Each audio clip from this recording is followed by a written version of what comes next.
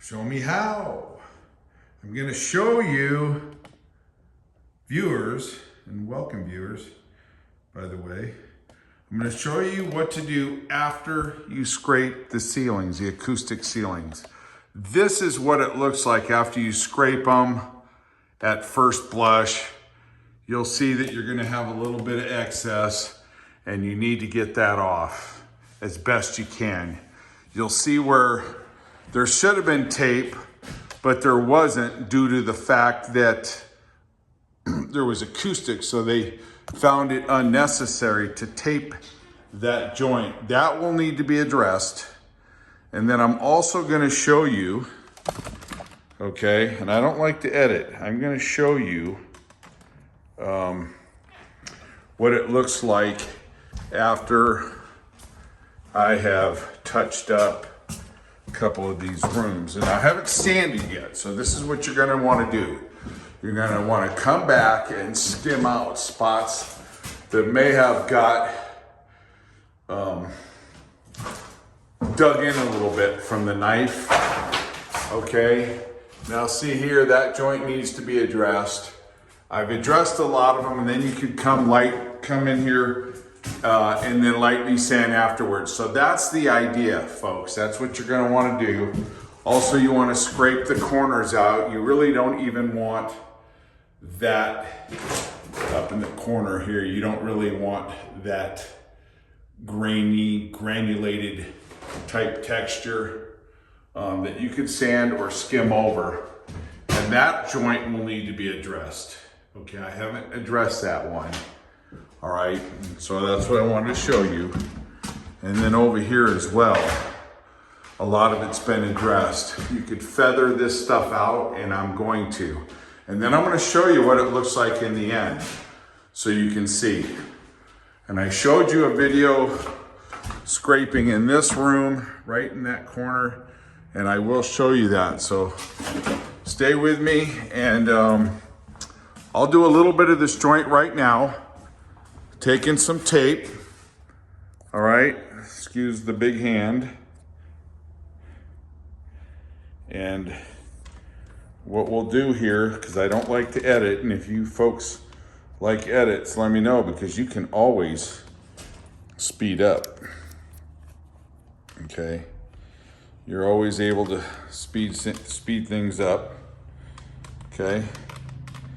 And what I'll do is I'll work on this joint right here. All right, so hopefully you don't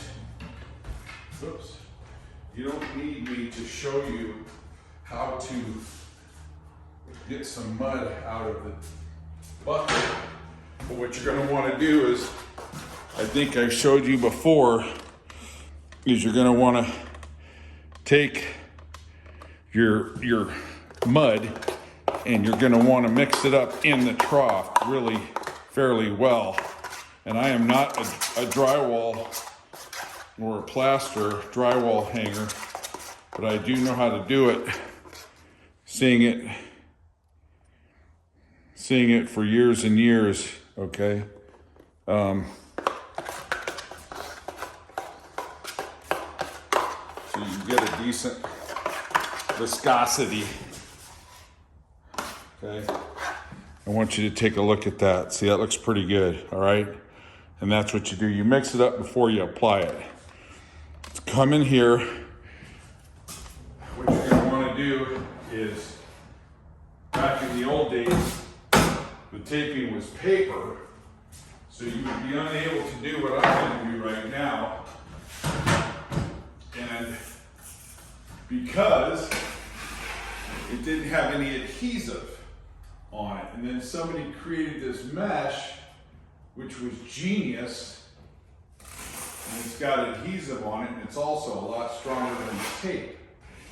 And if you see my other videos doing the corners, you'll see how I did this. You can run this stuff everywhere, and it's super strong. I mean, the mesh is actually quite impressive. It's stronger than drywall by far. Okay. So you're patching a hole up. You're not losing anything by using the mesh.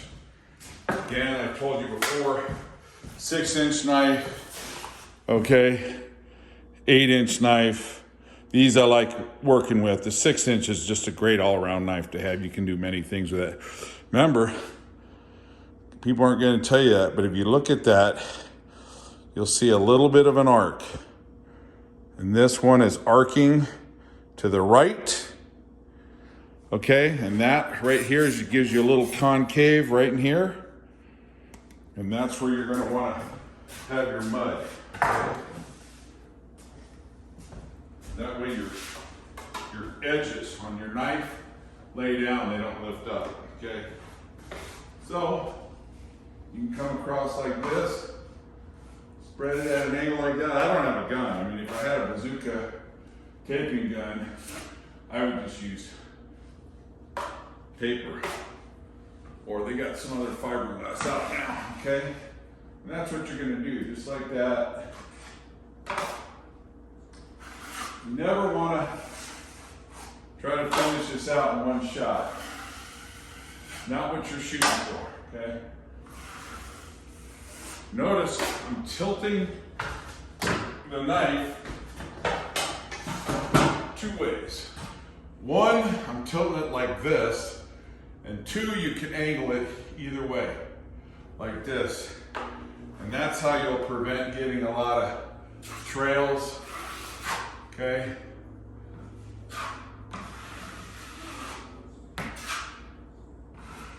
Now if you look here, see that it's moving? So I'm gonna need to put some screws in that. I did down here. I knew I was gonna need to do that, but I wanted to show you how to do this. Mudding, see how I got dragged there? Okay, so what you do is you tilt your knife, all right? You tilt your knife, okay, and it's gone. It's all about tilting it. You're tilting it this way, and you're coming off like this, or you're coming off like this. And the first coat is just a first coat, so you don't worry about it, all right? A lot of people think they're gonna do this in one shot. Don't even try, because that's not the purpose. First coat is basically like a glue. So there you have it regarding that. Now let's go to this other room real quick. Okay, and I'll show you this. Stay with me.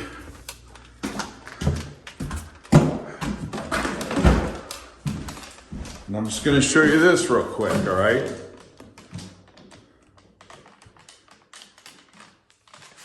See if I can get back here a little bit more for you folks.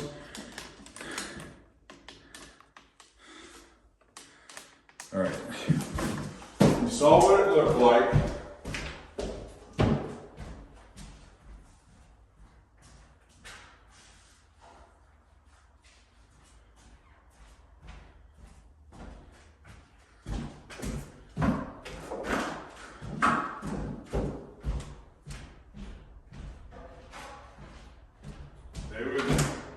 Okay, so you see right here, you got paper showing. You really don't want to sand it, because it's paper. So you want to mud it, and then you can sand it, all right? It's the same concept as far as tilting your knife, all right? And you're not going to be worried about getting it super smooth the first time out. And it's going to take you a while to get the technique down. But this is definitely not rocket science. Because like I said, I am not a drywaller.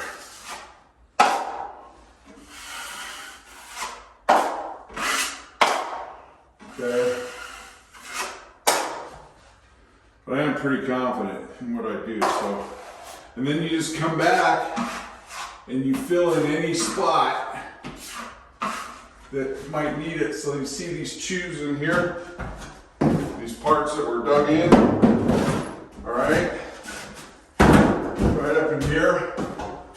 So you just get some mud in there, and then you can come back and sand it up. Gonna be easier to get a light sand on there. You won't chew it up. And it's just about being patient. Coming over with this with a few coats. All right.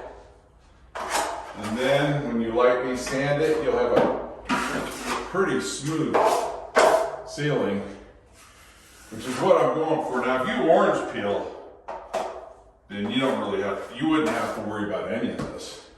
I don't like orange peel. All right.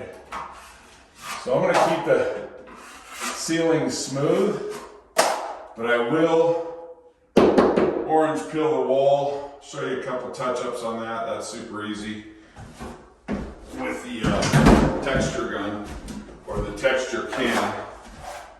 Now that they sell it in a can, that was again a brilliant advancement in construction technology.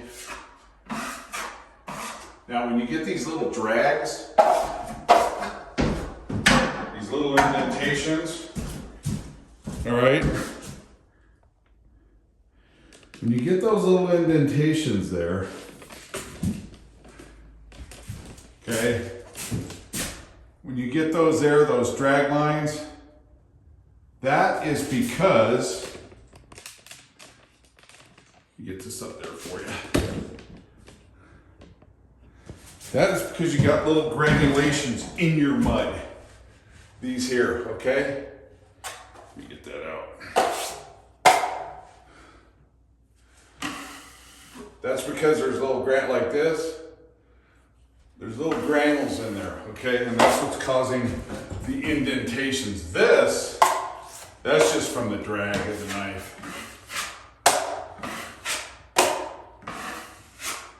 So you see it's pretty much gone now, okay?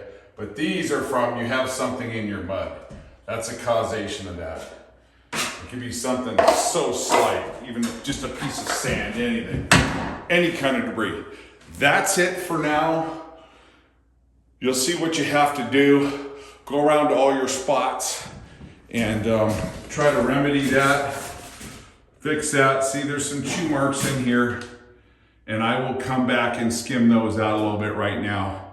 All right, thanks for letting me show you how. All right, please subscribe and watch my other videos. Out.